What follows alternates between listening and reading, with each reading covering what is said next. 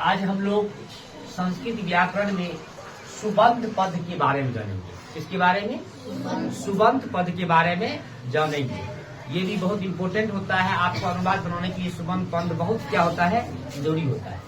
देखिए सुबंध पद समझ लीजिए कि प्रत्येक सुबंध पद लिंग, वचन, पुरुष और कारक से युक्त रहता है।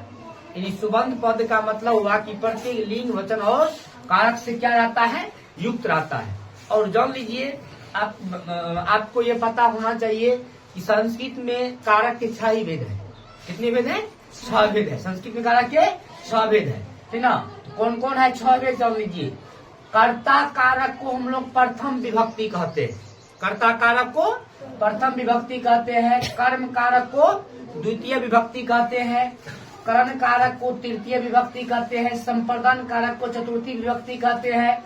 आपादन कारक को पंचमी विभक्ति कहते हैं और अधिकरण कारक को षष्ठी विभक्ति कहते हैं। ये 6 कारक जो है अभी आपको सामान्य में समझा रहे हैं, लेकिन सभी कारकों को आपको जो है उनका नियम जो है, उनके क्या कहते तरीका जो है, वो सारा जो है जब हम कारक विभक्ति और पूरा डिटेल से पढ़ेंगे उसमें समझाएंगे। अभी तक का हम लोग जो है अनुवाद के लिए सीख रहे हैं कि अनुवाद जो बनाना है कैसे बनाना है इसके लिए। और संस्कृत में पूरे आसान तरीका से आपको अनुवाद सिखाएंगे हम, बहुत आसान तरीका से। इतना आसान कि आप चुटकी में अनुवाद बना लीजिएगा।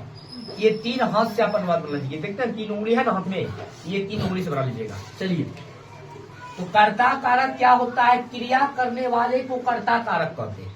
क्रिया करने वाले को कर्ता कारक कहते हैं। जैसे मोहना पठती, मोहना पठती।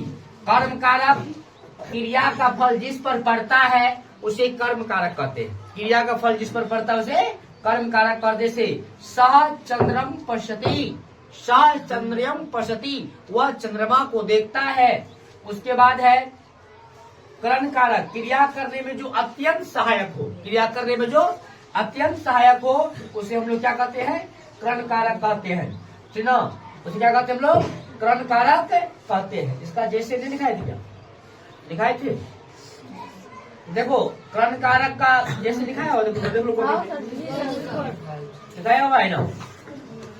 जैसे यंत्रेम कार्यम करोति, यंत्रेम कार्यम करोति, यंत्र से कार्य करते हैं तो हमें सहायक मतलब अत्यंत सहायक होता है। जैसे मैं मार्कर से लिखता हूँ, मार्कर से, ये जो है कहने का मतलब है कि हमें सहायता करता है लिखने में, ठीक ना? यही हो गया कर्ण कारक। समझ में आया? चलिए फिर हम लोग इसका जो है नेक्स्ट और जो बचा है अगले वीडियो में इसकी जानकारी लेंगे। आप लोग शेयर, सब्सक्राइब, कमेंट जरूर करें।